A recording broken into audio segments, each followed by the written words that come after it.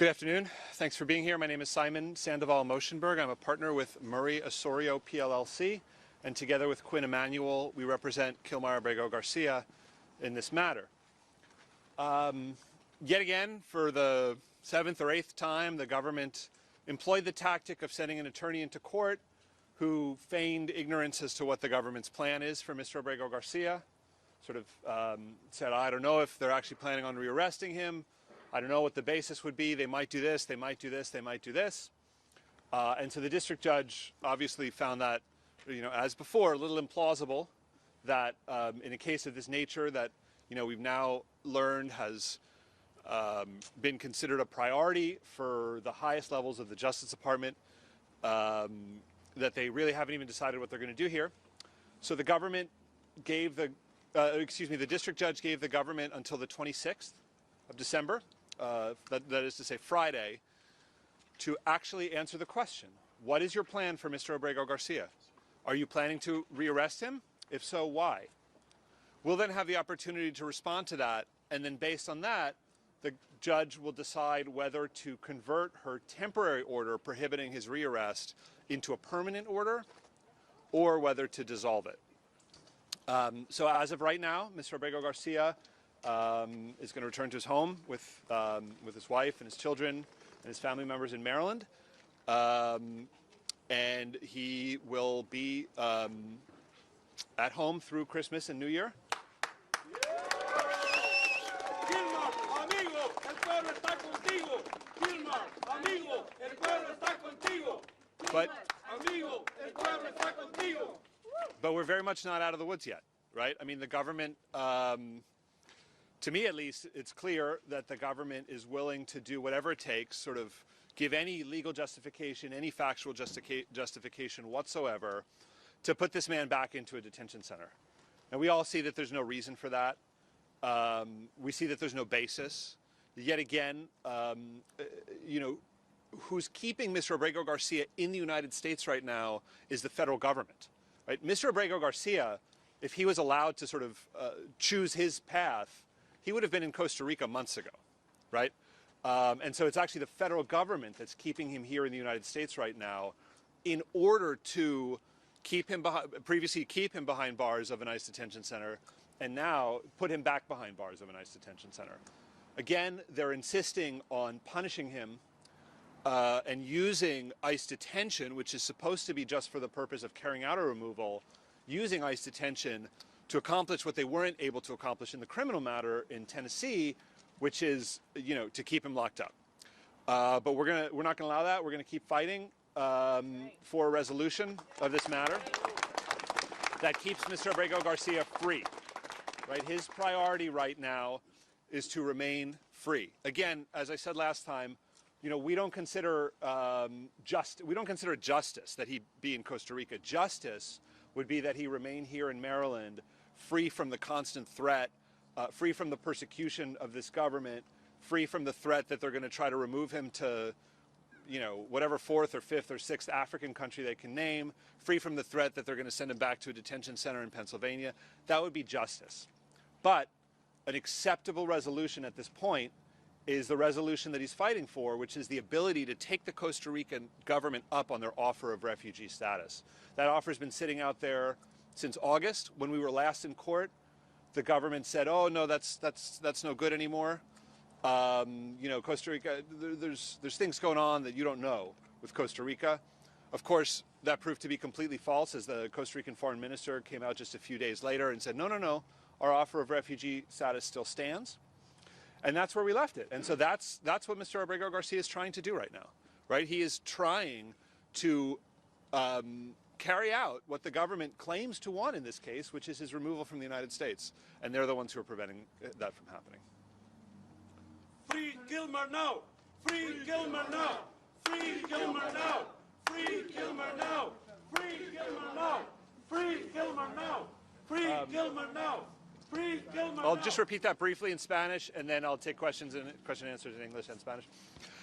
El gobierno hoy hizo la misma táctica de mandar un abogado que supuestamente no sabe nada de qué es el plan, que si lo van a volver a arrestar, que si lo van a dejar en libertad, que si lo arresten, ¿por qué sería? Pero la jueza obviamente, como siempre, no se dejó engañar y la jueza ordenó que para el viernes de esta semana el gobierno explica detalladamente qué es lo que supuestamente quieren hacer con el señor Abrego García y por qué. ¿Quieren volver a arrestarlo? ¿Quieren dejarlo en libertad? ¿Y por qué?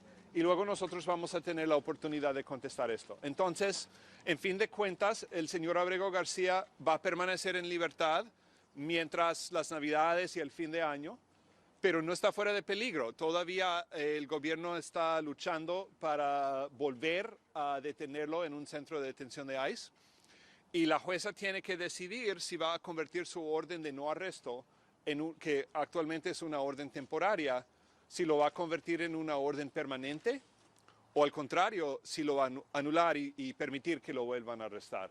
Esto obviamente no hay manera de saber, pero probablemente va a llegar poco después del año nuevo. Happy to take any questions. The judge, she had mentioned about the January 14th. Do you want to confirm that date? Yeah, there's going to be a status report due as well on January 14th. It's not going to be hearing though. Okay. Yeah. Simon, the judge today zeroed in on two errors by the government, one involving the paperwork that Mr. Abrego Garcia was given on his release a couple weeks ago, and the other being an error in one of the government's legal briefs that was filed with the court. What's going to be the impact of those, and why do you think we keep seeing, these sorts of errors in a case that clearly is such something? Yeah, it's sort of hard to credit the government's explanation that these errors are in fact errors, right? I mean, just, how many times have they sort of said, oh, we'll just sort of let the chips fall where they may in this case. And now, of course, it turns out that Todd Blanche has been sort of pulling the puppet strings all along, right?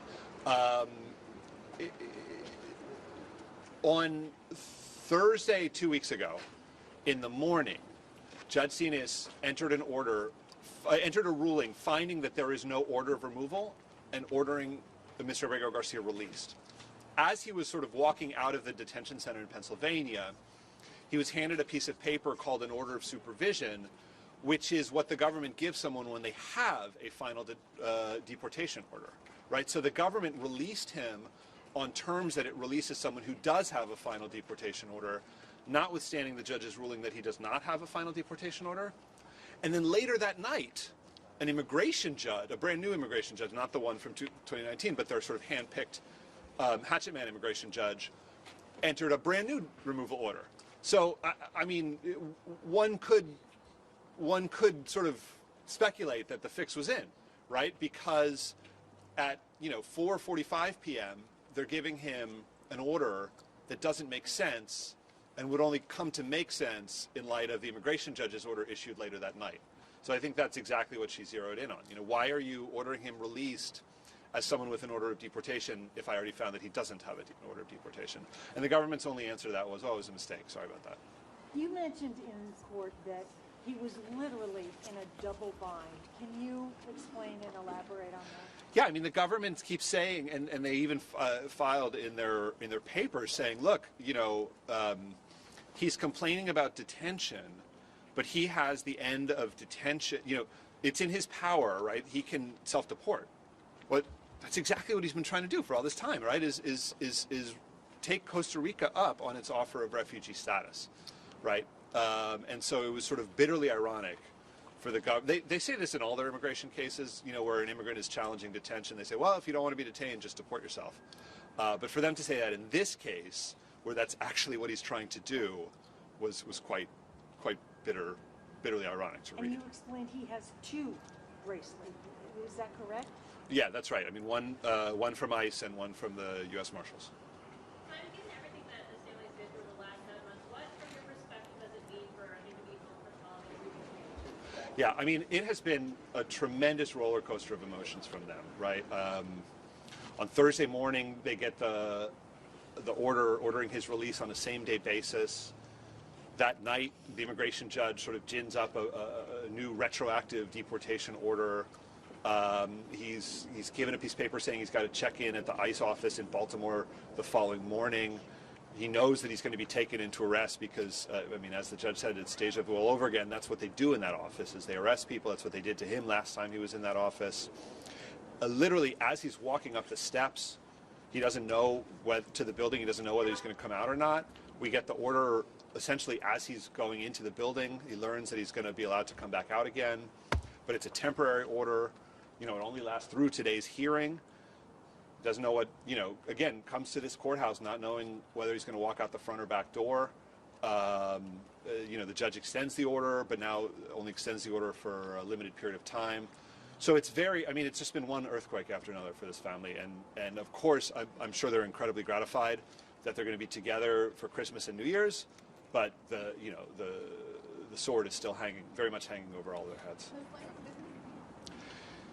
Que ha sido realmente una montaña rusa de emociones para esta familia en la última semana y media.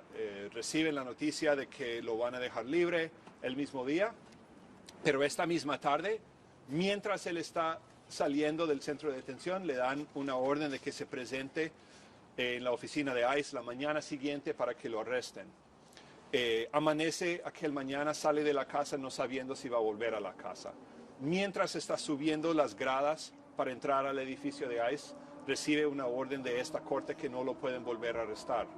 Pero la orden solo dura 2 semanas hasta la cita de hoy.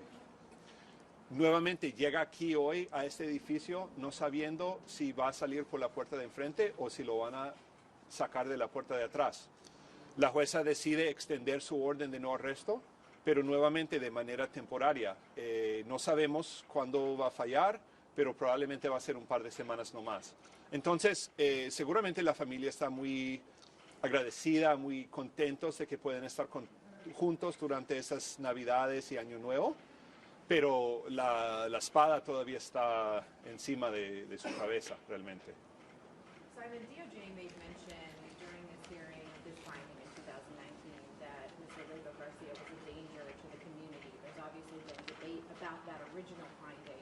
Can you respond first to the original finding and then the fact that DOJ brought it up here and the judge's response, briefly saying, that was 6 years ago and kind of poo-pooing?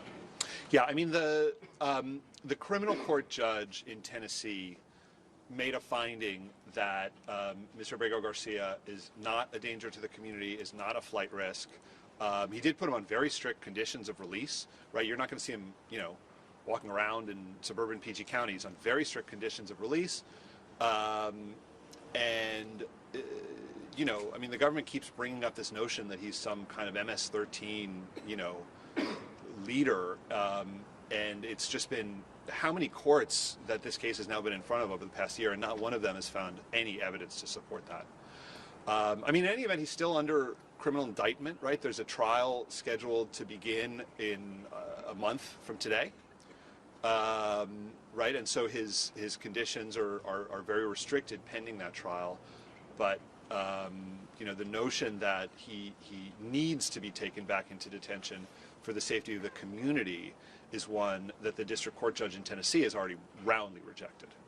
Can you explain what your reaction would be to what was identified as the most likely basis for the government to seek detention again? It was in the weeds. Yeah, it's very in the weeds, but I just think the government is at this point almost sort of desperately flailing around for any statutory, sort of their first statutory basis to detain him. Judge Xinis about a week and a half ago kind of took an axe to that, so they're now flailing around trying to find a separate independent statutory basis for detention. It just goes to show again that they're just desperate to find any legal excuse, any legal hook to take him back into a nice detention center, which is of course completely unnecessary given the facts of this case, given everything the government has found.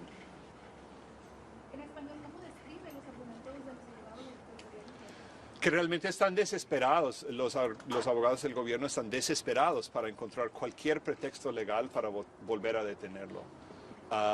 Realmente ellos son los que hicieron que este caso fuera de tal magnitud de lo que es.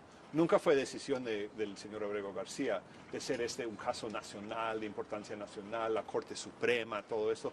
Eso siempre ha sido decisión del gobierno. Entonces, por sus propias decisiones, por sus propias acciones, se sienten de pronto con la espalda contra la pared y están en este momento desesperados de encontrar cualquier pretexto legal para volver a detenerlo. Thank you. Sure. The basis that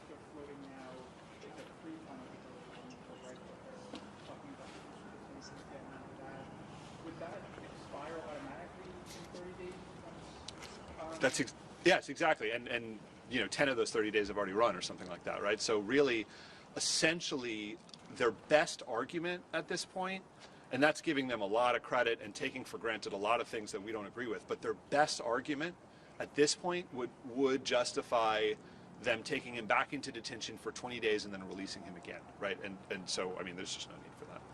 So you have to be released automatically? Well, nothing happens automatically. Like, they're not doing anything unless this court orders, but the basis for this court's release order would come right back into play on the 31st day, right? So, January 13th, they'd have no legal justification whatsoever under the sun for continuing to detain him. They couldn't even hypothetically come up with one, was sort of the point that we were trying to make. I'll take one last question and we're going to get moving. If I can, just to grossly oversimplify what the judge has said the government has to do when they come back to court, what do they have to prove to her in order to get the TRO dissolved? The government, in order to get the TRO resolved, needs to state exactly what it is they intend to do with Mr. Abrego Garcia and what their basis or reasoning for that is. They can't keep going with this notion that, well, we might do this, we might do this, we might do this, and you should let us do it whatever we want, whenever we want. They have to actually come up with a very specific plan and then justify that plan. And that's what they've been ordered to do on Friday, is to specify exactly what they want to do and why it is they think they're allowed to do it. We'll have the opportunity to respond, and then the judge will enter her ruling sometime after the new year. All right, thanks very much. Thank you. Thank you, Simon. Thank you so much. Thank you so much to Simon. Thank you to the amazing work of the legal team. Good afternoon, everybody. My name is George Escobar. I am the incoming executive director at CASA, and I just wanted to take a brief moment, first of all, to thank everybody that's been out here on a daily basis. We have all been together here in the cold, in the summer, in the heat, in the rain, throughout this odyssey that continues to evolve. And if it hadn't been for the work of our united community that stands together in solidarity with Kilmar, we would have not had the result that we had inside that courtroom today. So we want to thank everybody that's been out here, thank all the wonderful interfaith leaders and our community at large that's been out here every day. Because let's be honest about what we're talking about. We're not talking about solely the case of the United States versus Kilmar Abrego Garcia. We're seeing the case play out here of the U.S. versus our immigrant community in general. Because exactly what Kilmar is experiencing in there is what's happening over and over and over again in so many courtrooms, in so many detention centers, in so many places across the country that don't get the attention that he has. Fortunately, we have a brave leader in Kilmar who has raised his voice, who has worked with his family, and his brave family have decided to be an example and decided to show their life, show their world, expose themselves, and risk their own safety to tell this story. So we always have to remember that. We always have to respect that. And it is our obligation as a community and to us at CASA as an organization to stand here in solidarity with them. And we commit to staying with them and fighting through this until this is resolved and until justice is resolved. Is that right? Yes, we can. Yes, we can. Yes, we can. Yes, we can. Sí se puede. Sí se puede. Sí se puede. We are fortunate that today the judge ultimately saw the injustice of this case and demanded that Kilmar has an opportunity to be with his family. And that is so important in these holidays, to understand that Kilmar now has an opportunity to hug his kids, be with his family, open presents, and be at least a father to his children for another at least precious few days. We heard from Simon that the battle is not over in the courtroom. The battle is not done out here. We will stand in solidarity with him. We will fight with him. And we are not going to give in until justice is provided, not only to Kilmar, to all our families. But thank you so much for being here with us. We look forward to seeing you. We heard we have another difficult case to move on, and we look forward to continuing battling for justice with our community here together. Sí se puede. Sí se puede.